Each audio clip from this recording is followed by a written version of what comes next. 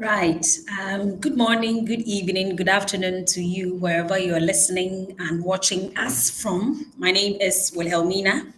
Let me know if you can hear me clearly.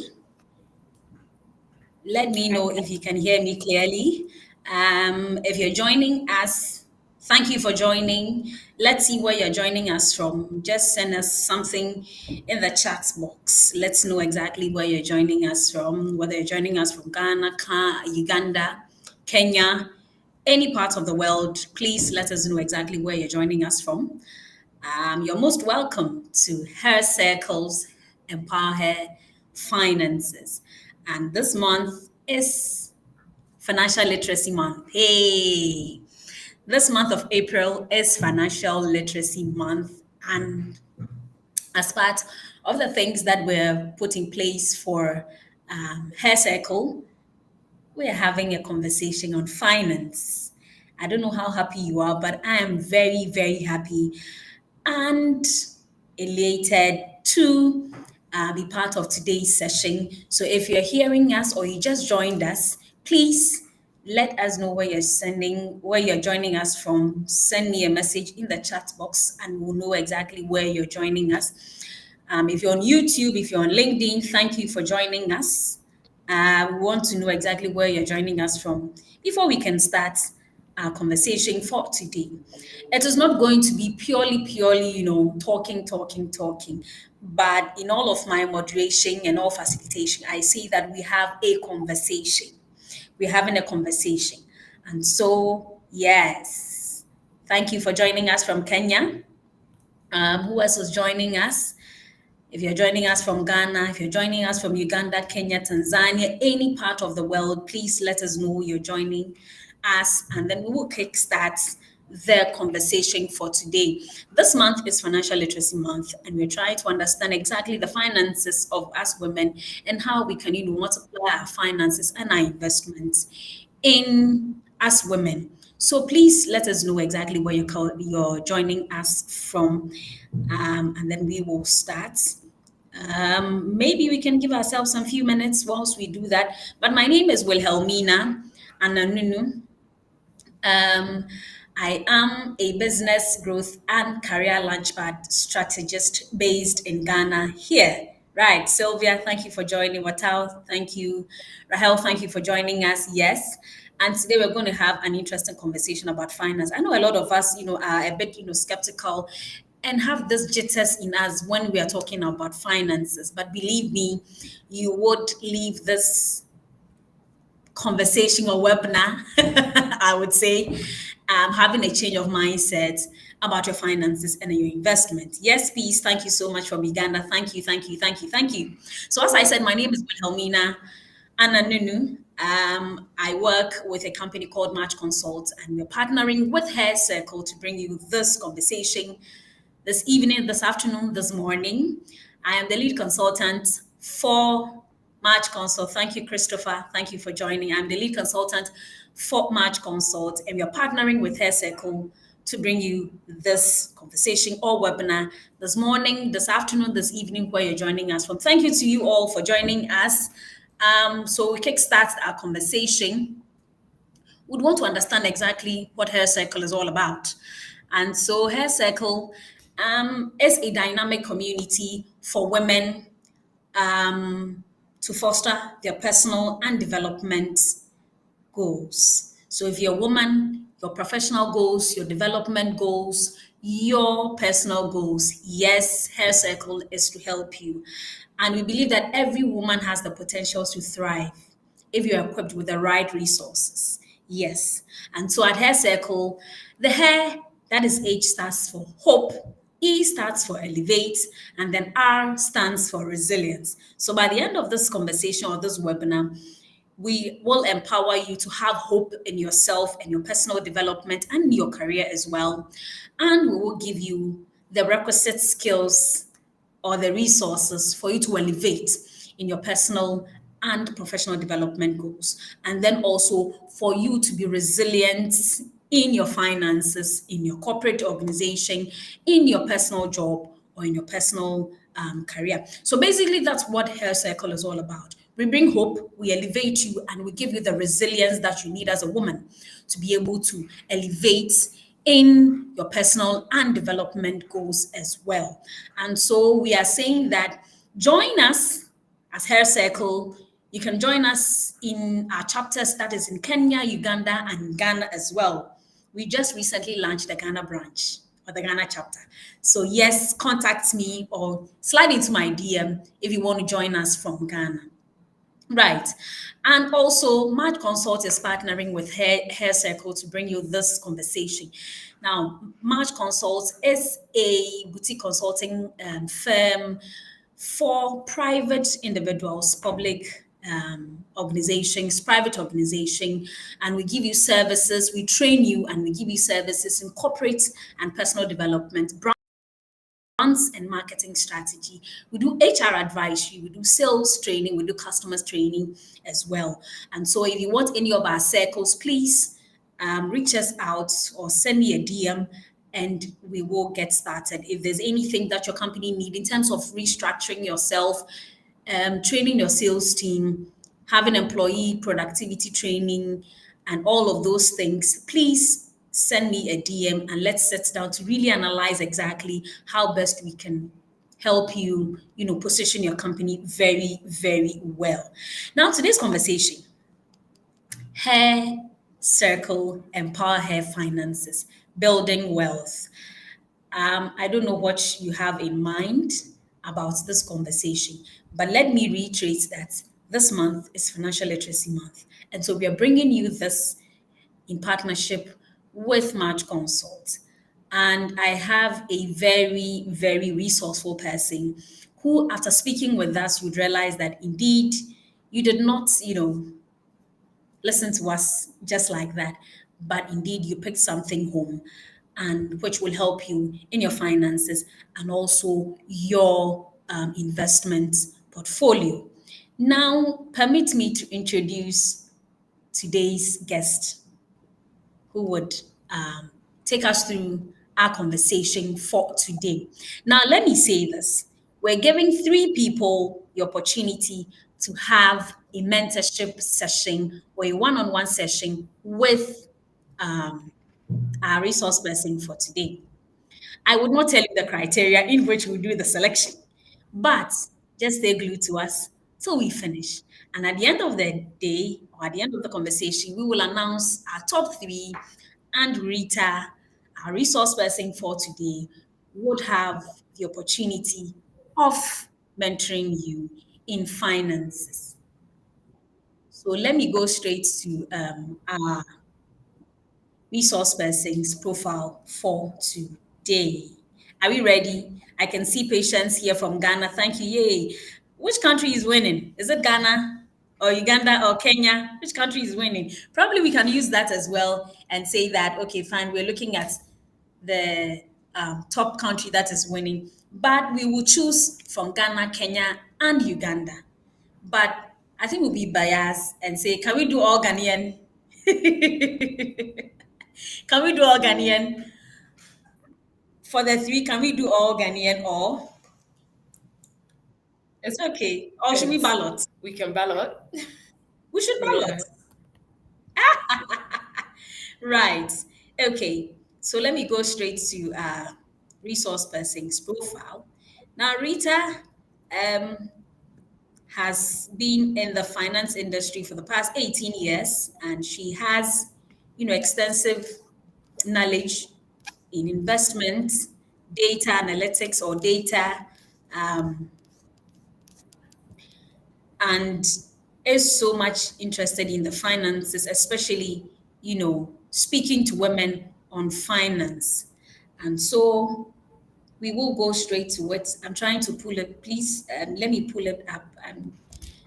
I'm having a little bit of a challenge, but don't worry, we will still go into it. Yes. Please give me a few minutes.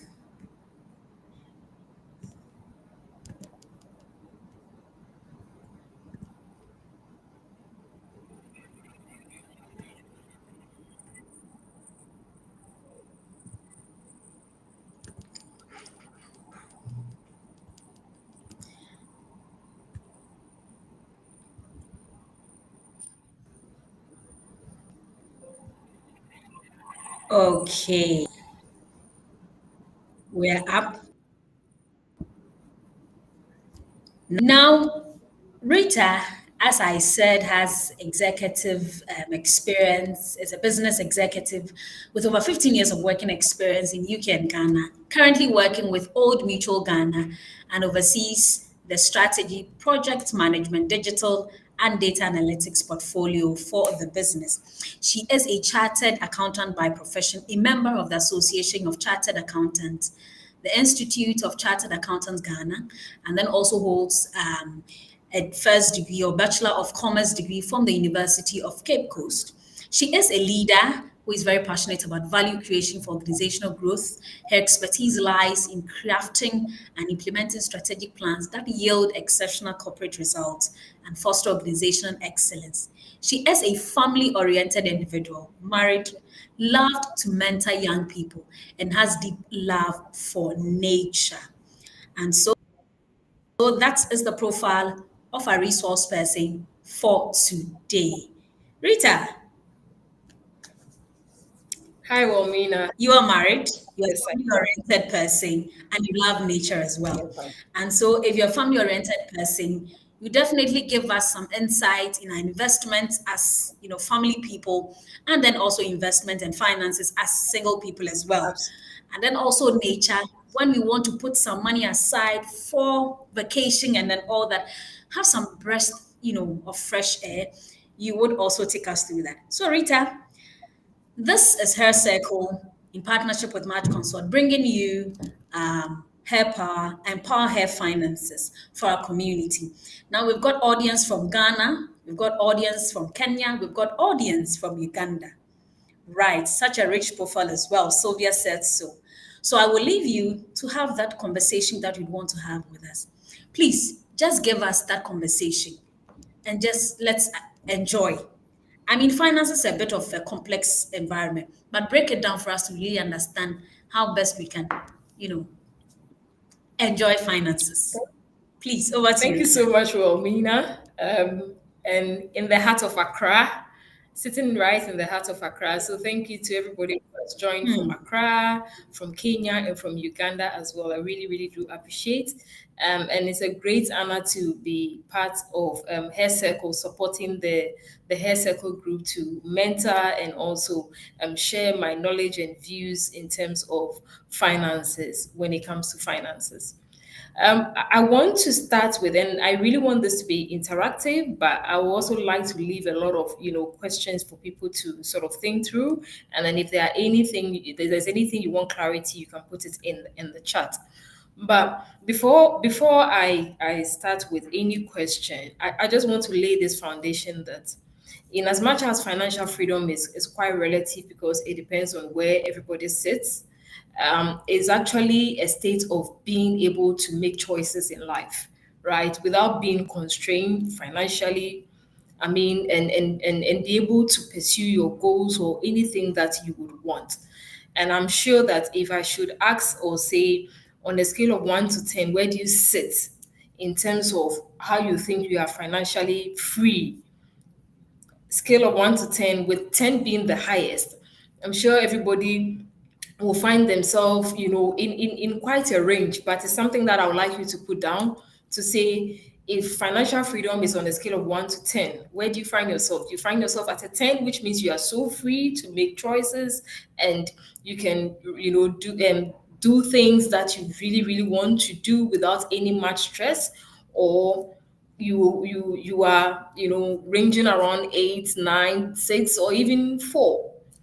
But it would interest you to know that there's a general research that is out there, and in my company, you can even go and look at it on our website. I think recently we launched one, and it did mention that about 60% of people are overwhelmingly financially stressed.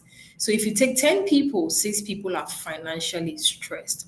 And that, I'm sure, if based on the exercise I've asked us to do, if we should collate, we could come to that view that you would have about, if you say 10 people, you have about 6 of them being financially stressed. Um, I want to focus a lot more on the female side. Why? we end up being financially stressed, and some of the challenges that we do face. Obviously, from a cultural perspective, women find themselves very restrictive in terms of having financial autonomy. It's something that is like based on cultural and societal norms. In as much as there's a lot going on for the girl child, there's also that, a bit of hindrance that is still there that we need to work on. Obviously, there's also the family and caregiving responsibilities that comes with it. And then finally, depending on your potential or how much you are earning, the job opportunities, all those things are also quite limited. And so obviously these are some key challenges that a lot of women face. You have some that are solely they are the ones taking care of the family. Some are fortunate to have shared responsibilities, and some are also fortunate to have in thriving in good jobs, or some are not. But then at the end of the day, it's quite relative to everyone. I want to pause here. I gave the first one to say, on a scale of 1 to 10, where do you think you sit? I want to do this so that when we all go back home, we do reflect on this a lot, because it's very, very important. It doesn't matter where you are. It doesn't matter whether you are 18, 25, 30, 40, 50. It's quite important that we do deal with these things, because the more we face the reality of it, the easier it becomes for us to find solutions to our problem. Now, assuming you are working, I don't know your age, but just think about it in the future. When you are out of active service and you can't do anything, or what we call the pension or retirement age, how much in the current state that you find yourself in, or how much do you think you would want to be spending comfortably when you are no longer in active service, as an example? And if you are talking in terms of, I'm just using an example to say in terms of today's currency term, $500, let me put it that way, and you are 35 years, and you're going to retire maybe out of active service after what, 60, you still have another what, 25 to go. So multiply that by the amount that you are looking for. And assuming that you decide to leave, so assuming that you are going to live for another 25 years, right? Multiply how much you want to be comfortably spending. If it's $1,000, multiply by the 25 years you would want to live after active service, and look at your current state. Assuming you are 35, it means you're going to retire by 60, you still have another 25 to go. So if you look at that amount of money that you need to spend, if you multiply the 25 that you have to spend after retirement, 25 years, multiply by the amount you feel comfortably on a monthly basis you want to spend comfortably. If you do that and divide by 12 and you start to save now, the question is, are you saving enough, or are we ready? Now, there are a lot of things that comes to play for us to manage our finances. But there are a few things I really want us as ladies, especially, to look up to. So I've given two assignments, and I think it will be good for everybody to really think through that. But how do we create financial freedom? And I want us to just go back to basics. I'm not going to go into anything complex, but I want us to really, really go back to basics. That one of the things, especially as women, is we need to know the difference between what our needs are and what our wants are. What would be a need for Sylvia may be a want for somebody else. And what would be a want for me as a Rita may be a need for someone. So it's quite important to really differentiate what your needs are and what your wants are. And one of the things as well that we need to also realize, in as much as it can be difficult with so many things going on, savings is a daily habit. If you have so little today, if you have $1 today, and you don't make it a habit of trying to save something out of it, if you get $1,000, it will be difficult because you are used to spending all the time.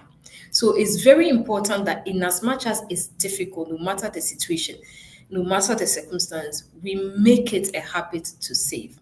It is something that is imperative and it is important. So I would say savings is a daily habit. There are times people find themselves fortunate to be in a job, and I sometimes do this exercise to say, If you get a salary increment every month, obviously not everybody does, but if things change for you, you get a salary increment every month, and every year, sorry, once a year you get a salary increment. The question I would ask is, why are you not able to live on last year's salary and assume that you didn't have an increment and use the increment into a saving goal or something? Sometimes it's difficult for people things because things do happen, life happens sometimes. I mean, somebody for health reasons, somebody, struggling to pay school fees and all those things. So I do understand that bit, but it's very important that the habits that we cultivate on a daily basis really helps us to be able to know how to save and get ourselves into a position where we can be financially free. Another key thing I want people to be mindful of is to reduce as much as possible debt portfolios. Some are very It's tempting to always get a loan. And it's essential. There are times it's essential. If you get a loan to put into your business and you're expecting that to grow your business, that is something that is worth investing. But for instance, if you get a loan just to go and travel, or you get a loan and then sometimes things happen that people need a loan to address basic need like school fees. It does happen. But when you get an opportunity to get something to use a loan for, let's make sure that whatever loan that we are getting, we use it for something that is going to create wealth or going to really multiply assets that we are looking for. And therefore it would be worth it to have taken a loan. So it depends on the circumstance, but as much as possible, let's make it a habit of reducing and having a debt free life. It is very important, especially in this part of our lives or in this part of the continent where interest rates are extremely high. And the other thing I want us to also look at is people learning basic financial education and budgeting. Today, there are so many ways that we can learn. In the internet is there, but I've always said this: basic pen and paper, spreadsheets, just recording things you do on a monthly basis with your money so that you can always analyze and ask yourself, where am I really spending a bulk of my money? If you look at it for the past 6 months, the last year, how well did you fare in terms of how you spent your money? And how can you squeeze yourself? Or based on your portfolio, if you analyze it, you ask yourself, how can you do much better? But I would suggest that people do this on a monthly and a quarterly basis. Every penny you spend, you record, and then you can see. So you have a track record of it, and retrospectively, you are looking at it to say, how do I make it better? If I'm not doing too well, I spend too much on shoes, I spend too much on clothing. How do I do better? And I had this thing that someone left with me so long a time and it stuck with me. Is to say, sometimes as women, we like to buy a lot. Everybody in what makes them feel good. Either the shoes, either the clothing, the makeup, and all that. And it's good and it's important. But if you get things that you use once and within 6 months you don't use again, you need to reevaluate. Most of the time, when you don't use something in 6 months' time, most of the time you're not going to go back. The likelihood of you going back to it is very minimal. So it's very important that when we buy things, even in your stock, whether it's clothing, shoes, and all, ask yourself, you poured money into it, but how often are you wearing these things? How often are you making good use of them? Because if you wear them once in 6 months, clearly then if it's sitting there for 6 months, clearly then you don't need it. The other thing I want us to touch on is the importance of networking, and that is something like Hair Circle is doing. Sometimes it's good to hear from people who have lived it and have had the experience in certain things. So if you really want to be financially free, you need to work yourself around like minded people, people who have a similar goal just like you do. So, say for instance, you have a group of friends who are business oriented, um, and they are doing so well in their business, and you also want to learn how to improve upon your business, it will be good to associate it with them so that you can take some of the learnings, and then even mistakes that they have made, you can try and avoid them. If you also want to save, there are people who are so good and disciplined at saving, so you could get into a network of or a group of people who can help you and enable you to be disciplined.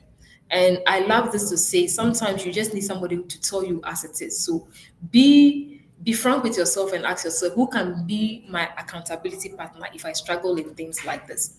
And so it's very important that we work ourselves around like-minded people.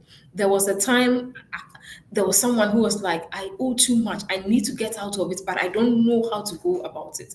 And I was able to connect her to somebody who has actually lived this life and giving her scenarios to say, you know what, at a time I think I wasn't too good. I borrowed too much, and this is how I struggled.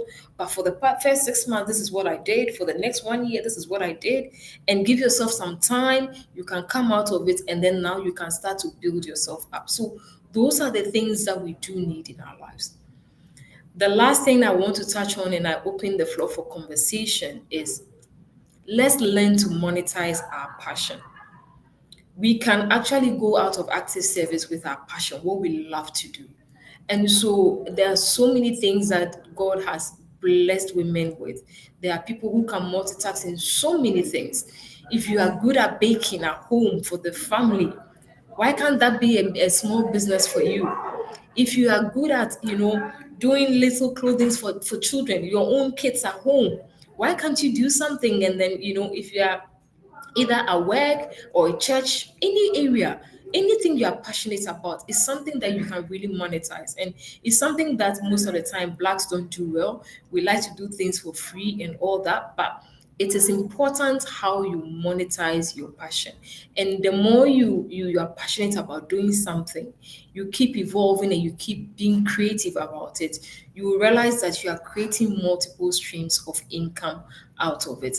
So in a nutshell, these are key areas that I really want us to look at, and to say that financial freedom, it starts from today. It doesn't matter where you are. But the first thing you need to do is assess yourself. Assess where you sit financially. Am I owing too much?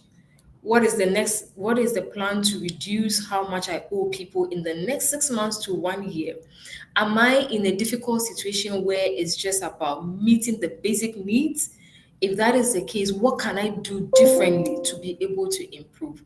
And I must say that it's not going to be a cast in stone for everyone. It's just dependent on where you are. And if you need help, there's so much available to just seek that help.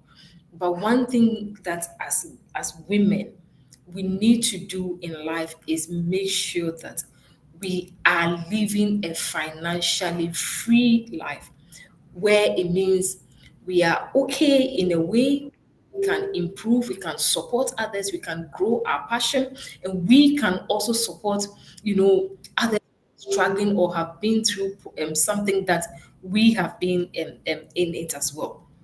So how much you comfortably want by when you retire is important. I've given the one I gave is just simple mathematics. So let's not add any inflation, time value of money, nothing. Just say I want to live after assuming I'm 60, I'm going to live for the next 25 years.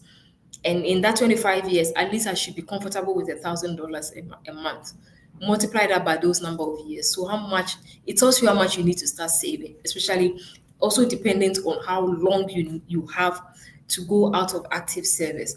But that is also where I say if you're working, it's also important the passion, how we cultivate our passion, because the passion is something that will really drive us to be able to monetize value out of it and create multiple streams of income as ladies.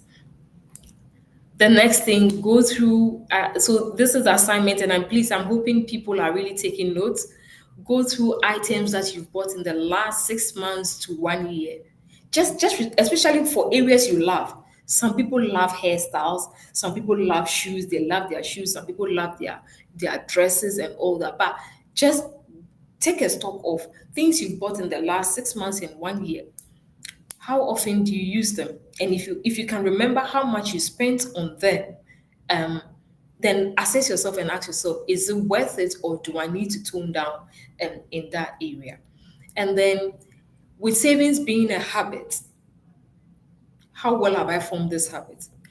Things happen. There are times, let's just say, touch wood, someone's mom is not well and they have to drain their coffers to, help financially. And so all the financial savings that you had at a point in time had gone into, health care.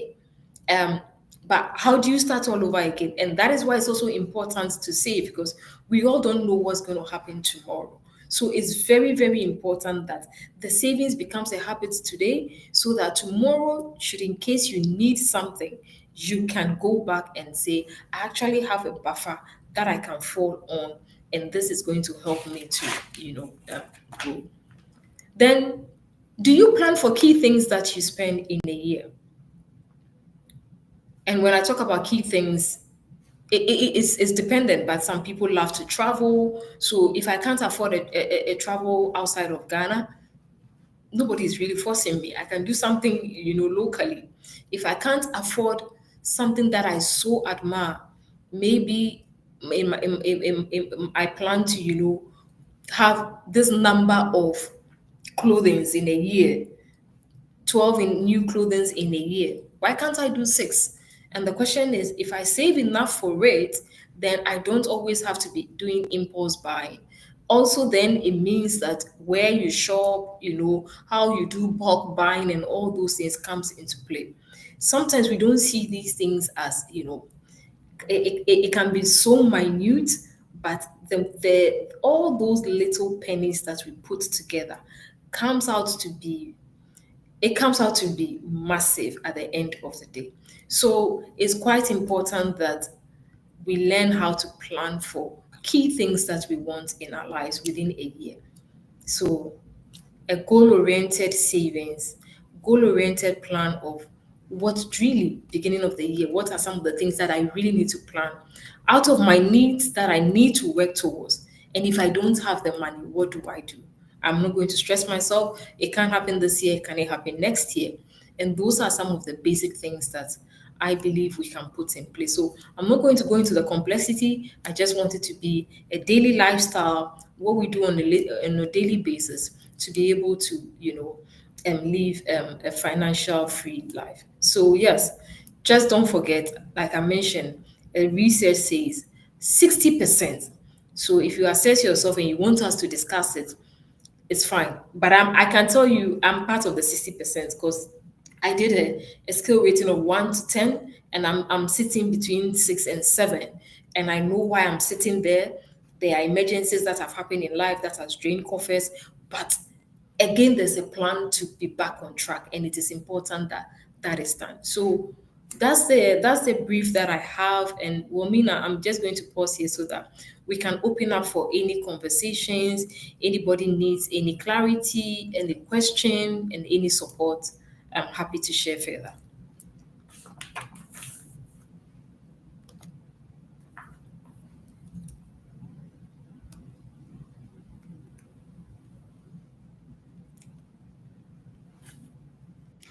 Right. Thank you so much, Rita. That was quite a few minutes of revelation. I've seen that Audrey has also written that what a revelation is so true.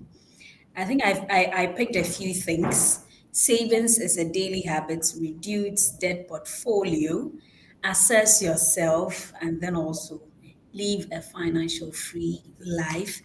And then also the very bit of going through your things that you've had for the past 6 months, 3 months. If you do not need it, you just have to find a way of, handling that as well. Thank you so much for that. If there are any questions, please put it in the chat box and then we'll answer it. But if you're just joining us, you're welcome to the Hair Circles Empower Hair Finance webinar.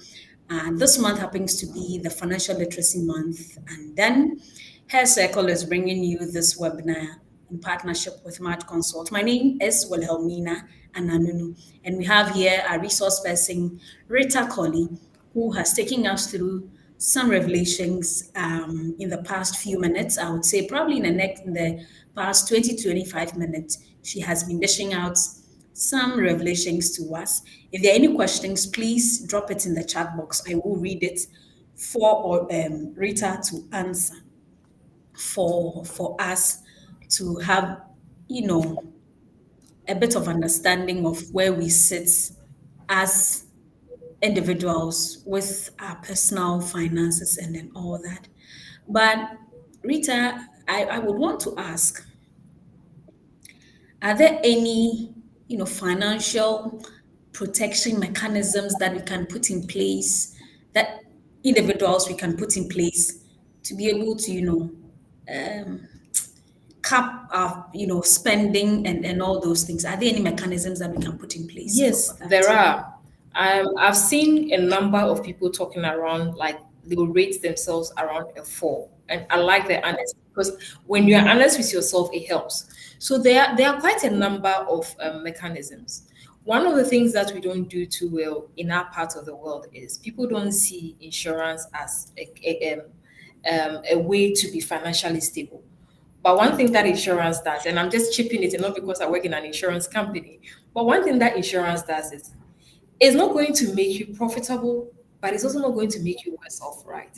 So when something happens, it's coming in to cushion you there and there, and you don't have to now go in deep into, it's a risk that you are just passing on to someone because you just don't know what's going to happen. So a lot of people in the West do so well, and so because of that, they are always sort of financially stable.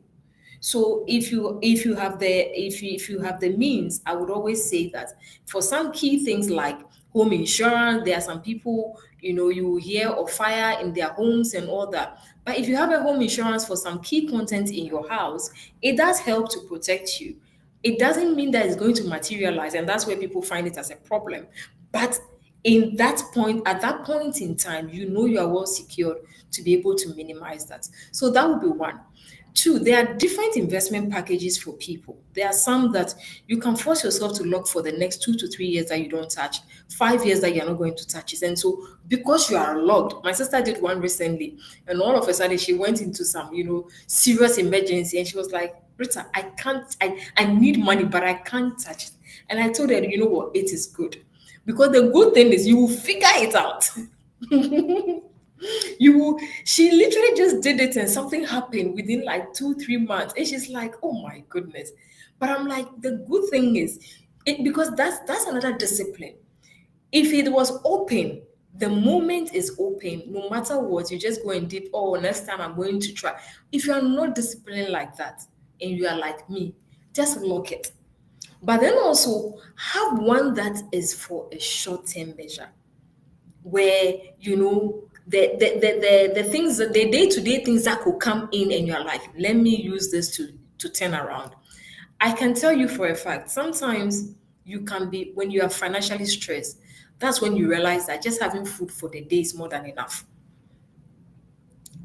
And so if you learn to abound and learn to abase, it helps. Because there are times I've literally lived on, I just need this fuel in my car. And I'm actually now calculating, oh, this food today, if I buy this, I buy. So I was like, oh, so I can actually live like this because I didn't have. I had an emergency and it changed my mindset. So it means that it those level of discipline, but you just have to know where you are. And there are so many options on the table for people to be able to hedge their finances and all that. I know the financial sector has gone through a lot recently. It's really, really been difficult, but it's still it's still it's still one way to manage finances. And then, like I said, we knowing what we are good at from a passion perspective to be able to, monetize what we do and create multiple streams of income. So yeah. Well, I mean, I don't know if you can still hear me.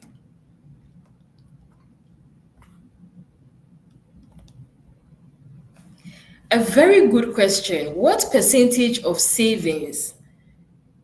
Well, I mean, can you hear me? I think you seem to be a bit frozen. What percentage of savings should you consider in relation to your earnings? It's a very good one. A lot of a lot of financial experts would say 30%. A lot of financial experts would say 30%. Um, so 30% as a yard. Um, but also, I know that there are people, everybody is different.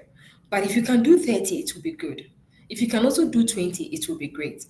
But one of the things that I believe we can use as a yardstick, say you work and you get increment. Assume that you didn't get an increment. Can you still live on what you were living on 3 years ago? Because then you also it will enable you to see a higher percentage of your savings. It's very important. So assume that you got an increment, but it didn't happen. Let's just say you didn't get it. So all that increment that came in, you are not touching it and you add it to your savings.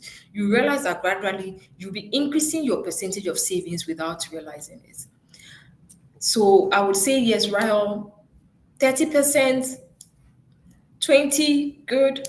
But also, if you haven't saved at all and you have enough money, and you also, it depends on your age as well. Let's say you are 45, getting to 50, you haven't saved at all. Then your savings mechanism will be way different than somebody who had saved for a while. So if you've not saved at all, then you are going to be looking at like a 50% or 60% to say how do you quickly sort of catch up with your savings. So the age also matters, but averagely, if you are saving about 30% of what you get in, it's a good start. Are life policies also a form of savings? So, Wilma, I will say yes and I will say no. The reason why I will say that is a life policy is is a risk is a risk measure. So if you have a life policy, you are paying with the expectation that should the risk crystallize, that policy solves that problem for you. So sometimes the reason why I want to say it is not a savings is you are not guaranteed of getting the money back when the risk has not crystallized.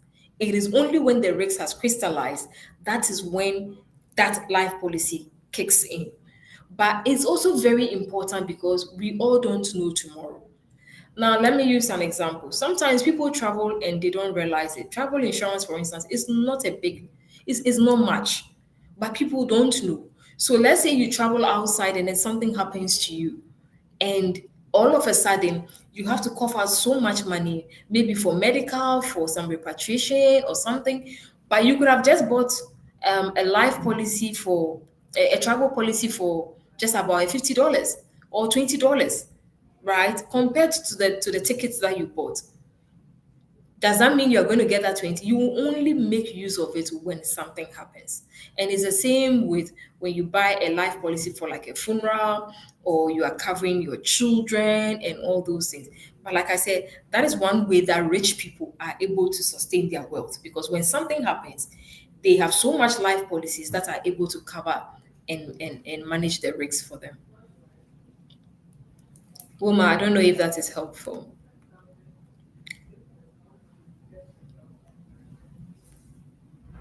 Womina, can I continue? I see Audrey also asked. Yes, please do that with Audrey's question, and then we'll move on to the next set of questions as well. But let me say this: we're still looking at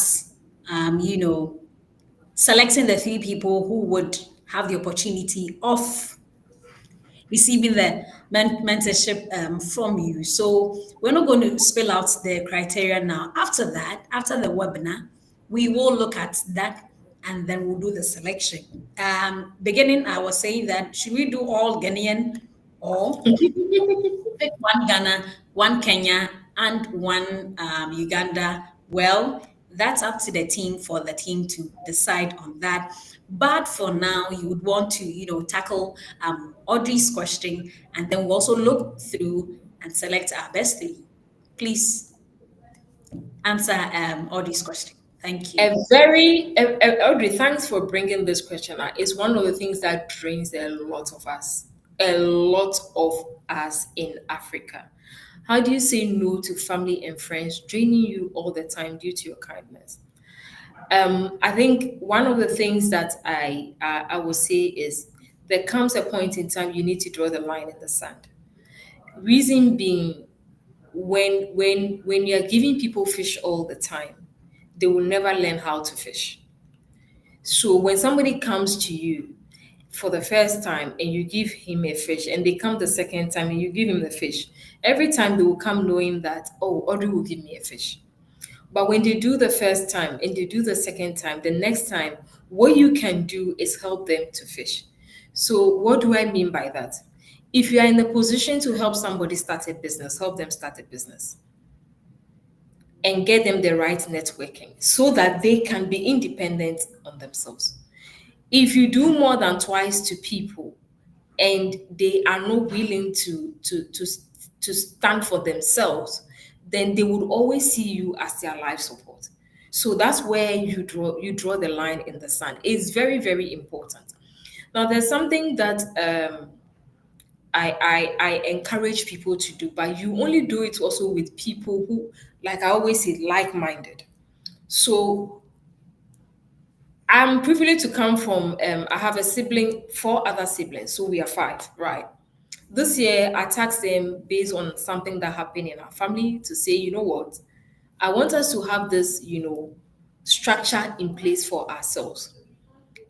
Why go borrow from the bank when actually, since we are all working, we can sacrifice this year and create a fund? So it's just an example. Everybody is working. Can we give ourselves in the next 6 months? Everybody brings $1,000. Another 6 months, by the end of the year, you bring another $1,000. I don't care how you're going to do it, but we have agreed. So we agreed on the amount. 6 months, among the five of us, we have $5,000. End of the year, we have another $5,000. That's $10,000. If I need a loan, right, of $1,000, I can come into that fund and borrow from it at a reduced rate. In so doing, we are helping ourselves.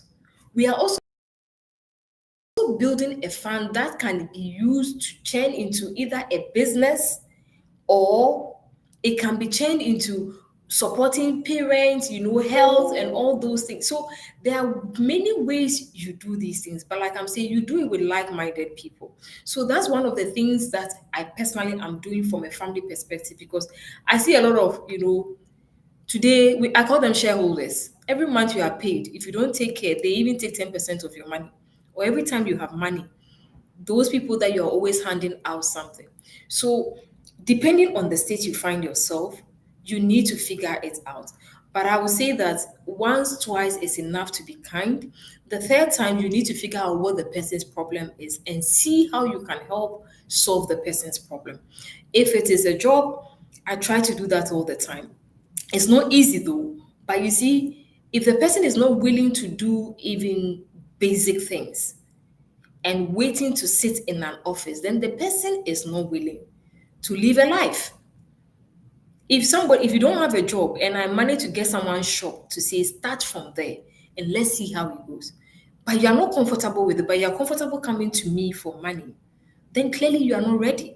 So those are some of the things. And sometimes the guilt trip will come in, but trust me, I think if you are able to, put in those measures, you've helped somebody once, twice, I think it's fair. The third time, the question is, how do I support you to be independent so that you can also support others eventually? Because if we are all eating from one tree, clearly the tree will not survive. So Audrey, I don't know if those options also helps. Right. Thank you so much, Rita. So, in other words, or in short, it means that you'd have to teach your family members how to fish rather than they coming to you Is it? always for the fish. Thank you so much, Rita. If you're just joining us, I wouldn't say you've missed a lot, but yes, you've missed quite a lot of the things that has been shared in this conversation today. This is Her Circle's Empower Her Finances in partnership with Match Consult. My name is Wilhelmina, and we're having a discussion or a conversation with Rita. She is taking us through, finance, personal finance, how we should stay off debt, how we should make savings a habit, how we should, declutter our, our system, if I should say, or our lives. In the last 3 to 6 months, what are the things that you do not need in your life that you need to declutter? Yes, she has been taking us through to that. And then also to assess yourself. Assess yourself. What does it mean to assess yourself? Rita, let me take you back a little bit. What does it mean to assess yourself? So, Wilhelmina, I need to assess myself.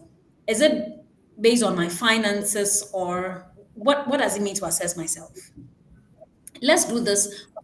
So because we are Let's do talking, this for the sake of yeah. those who are just Okay. joining us. Let's just take you back a little bit to say that what does it mean to assess yourself? Yeah, Okay. So let me give you maybe one I can use it, but I think let me that's use myself fine. as an example.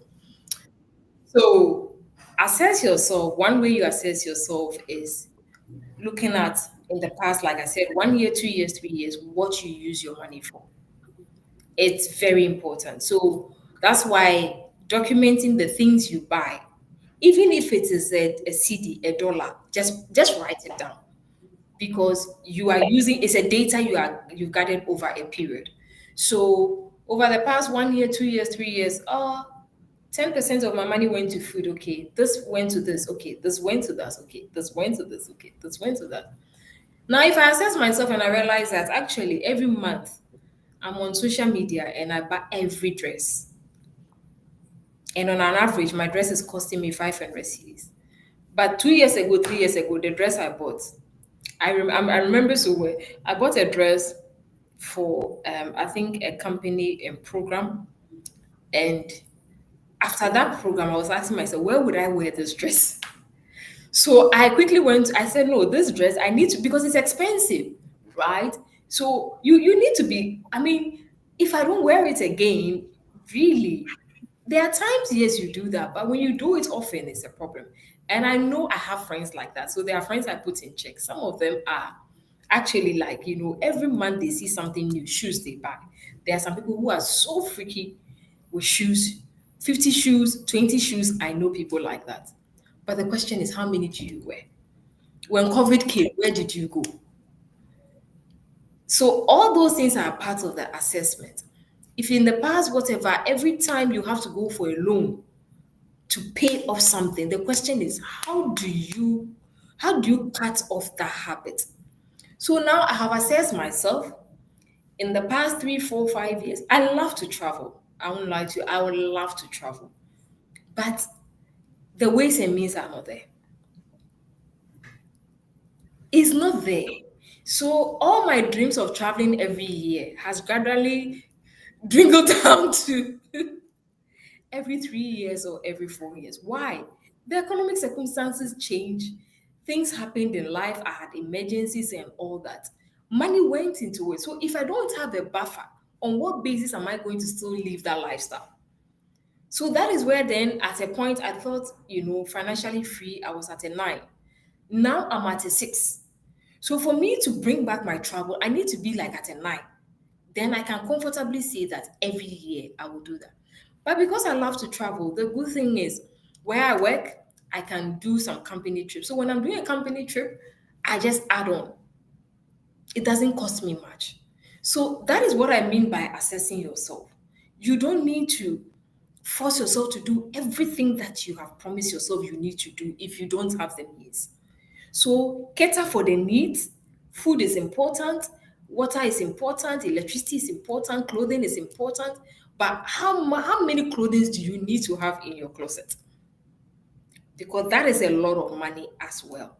So that's how you assess yourself over the past whatever, and you can measure yourself. So that's where you can now see that okay, based on this, I think I'm on a scale of 4 and 5. How do I move to a 6? Moving to a 6 means stop buying three, four clothings in a month and buy one. How many shoes have you worn in the past? Whatever. They are still in the boxes over there. Some people have not worn shoes for like, it's in the box, new, nice. So if I still have 10 new boxes there, why am I still adding on? Why don't I stop and ask myself, okay, average the shoe is 200. Can I put that money somewhere and let it go and see how it can turn things around for me. So that's how you assess yourself. So when you assess yourself, you would always see that you move on the scale depending on where you are. But like I said, life also happens. So if you don't assess yourself well, and imagine you are in so much debt, then all of a sudden, critical things like health happens, where you may have to cough out money, or your parents, anything like that could, impact it. Then it becomes a problem. So continuous assessment is very, very important. So women, I hope it helps. Absolutely, absolutely, it helps. So Rahel is saying that we're ladies, and so we need, shoes. It's Oh true. my goodness. I agree. Exactly. I so Absolutely. but my question is, how many do How you many do need? you need? That's the thing. Because I have a friend who has 50 shoes, I can tell you. And I'm asked, I know that's the question I ask. I don't have a problem. You love shoes. But how many do you wear at a point in time? Just tell me. And then she'll be like, oh, Rita. But you see, when you face the reality, then you will know that it's an area you need to keep. Rita, That's really it. Rita, the joy of seeing different types of shoe, the Colors. colors on your shoe rack gives the joy. Okay, to the extent that I can wear my dress and then pair it with my bag with my shoe, and I'm good to go. Color blocking, Color right? blocking, exactly, and I'm going now. Sylvia has a question. She's saying Okay. that she says, let me read from this side so that we get a better understanding of exactly what she's saying. Say that, thank you so much for helping us understand that we need to differentiate between our needs and our wants in order to help us save. However, can you help us with other strategies outside our own little means that we can apply to that so that we can help us, save for today and tomorrow? I know you have opened our eyes to the little, but she's asking if there are any other strategies outside that can also help, them save. And then Yes. says that we can employ, however, can you help us with any form of savings? She's asking two things: other strategies to help, and then also if there are any form of savings that you'd advise that um, she looks into it. Yeah, she looks into it. So Okay. Sylvia is asking two questions: other strategies that she needs to, implement, and then also any form of savings that she needs to get into it. But I was saying that we are humans, we need options for shoes. Okay. I think that Rahel said that. I think Watel has, well, said that we're extending all the three to Ghanaians, the Ghanaian women. Wow, wow, wow. Rahel is also saying that I'm Okay. stressing myself with that challenge. I think with assessing yourself, interesting, in the last 18 months, I've not bought any one pair of shoe and I'm okay. Yay! That's nice. I think I haven't done that in the past 18 months. I'm not sure I've bought quite some shoes. So, yes, I'm at fault there. So, let's look at Sylvia's issue with the strategies and then also any other savings that she can use. Um, yeah, So what I can do is every strategy is dependent on the customer's needs. So absolutely. what would work for Nina would not work for Rita. And one, for instance, you may have kids, somebody may not have kids. If your kids are in tertiary or they are in primary school, their needs will be different. So there are things, so many things that again the needs assessment comes in. So what I would do is I'm happy that you can drop your number. We can have a one-on-one chat, and then recommend what works for you. If you have kids, I would advise that you should have a sort of policy that covers your children. It's very important. Um, if your parents are still alive, I would advise that you have a life policy that covers your parents as well, because funerals do not come cheap, especially if you're in Ghana. You will know it. So if you have that means, I would advise, especially if you are married to, you can cover your in-laws. If even for close family people that you know that when something happens to them, it is your responsibility. You need to factor all those things. I think that's where all these things also comes, because we operate an extended family thing. So my side, my parent, my mom's side, anything that happens to all her siblings, it's really like her children, that, and because we know that, we sort of, plan something so that when something happens, you're not know, because that's a reality on the ground. And so that's how we assess what as a customer you will need. So Sylvia, those are the pointers I would give. There are short-term loans, there are long-term loans. There are things that you can lock yourself for 5 years and say, I'm not taking it out until 5 years. And there are some too that you can have for a year or two, because maybe let's say I want to go and do my masters in 2 years time, so I'm purposefully saving this product or buying this product just for my master's program.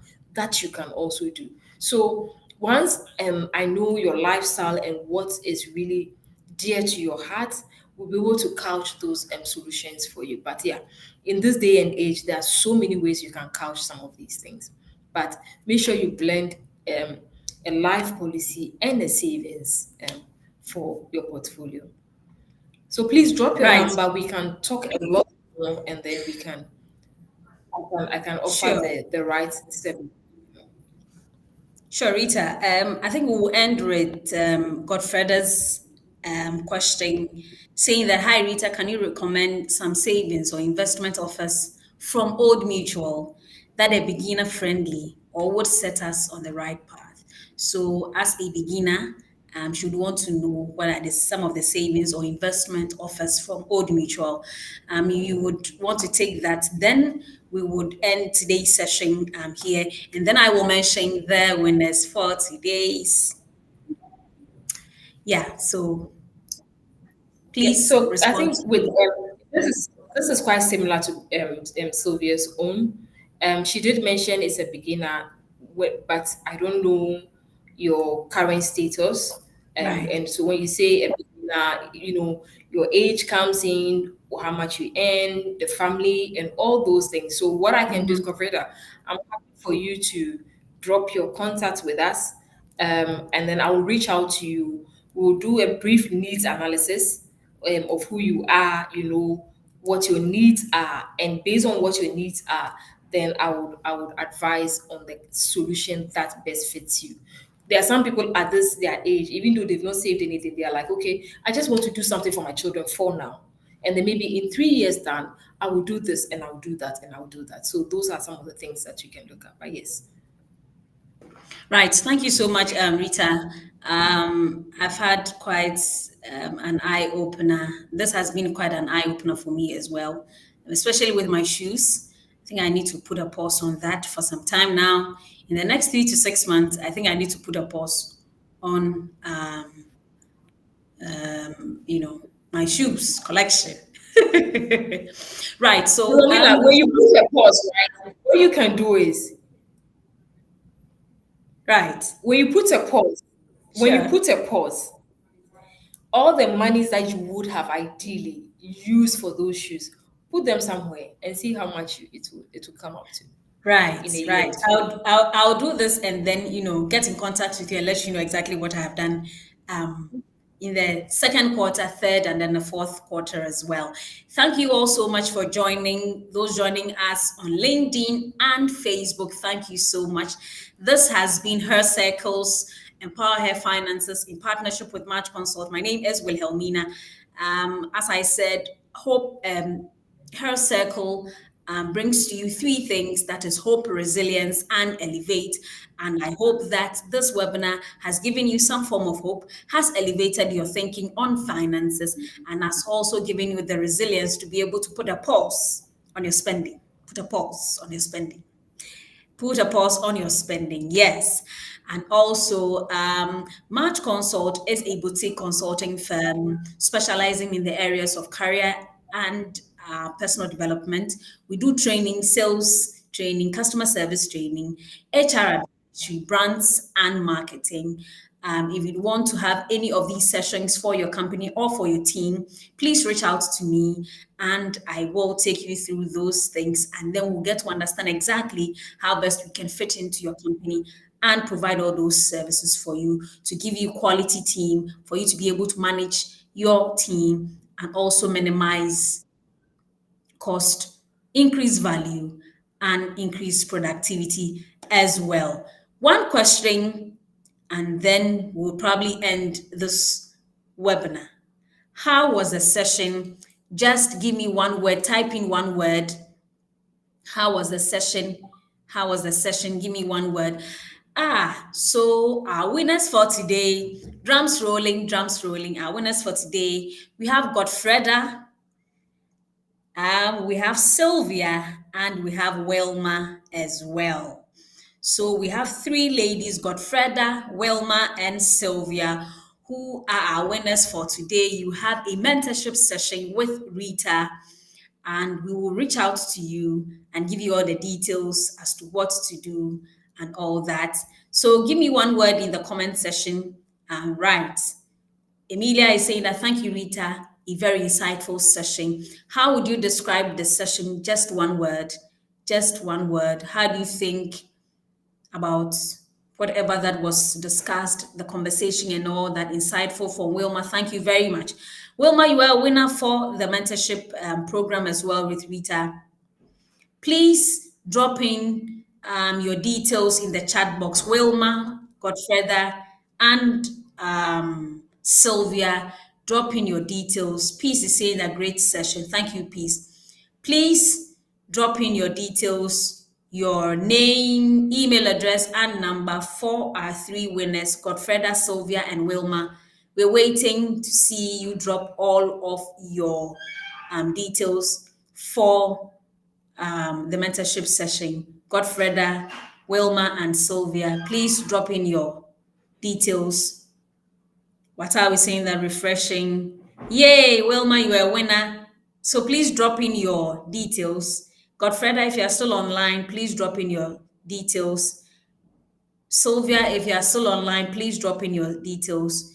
And in the next 2 minutes, we will wrap up. Super grateful from Godfreda. Please drop in your details, your name, email address, and your number. Godfreda, Sylvia, and Wilma, please drop in your details and we'll pick it from there. Thank you all so much for joining, and thank you to the Hair Circle team. Thank you to March Consult. Thank you to everybody who joined this program for today. It's a wrap from us. We will meet you same time, some other time, next week, next month. Please have savings as a habit, and we will let you know. In fact, it is good to have a savings life. So please put in an effort to have some savings set aside. Emergency fund, you will not know. Let savings be your habit. Assess yourself and put a pause on your spending. Thank you so much, Rita. Thank you so much to the Hair Circle team. And thank you all so much for joining. My name is Wilhelmina. It's a wrap from us at Hair Circle and March Consult. Thank you.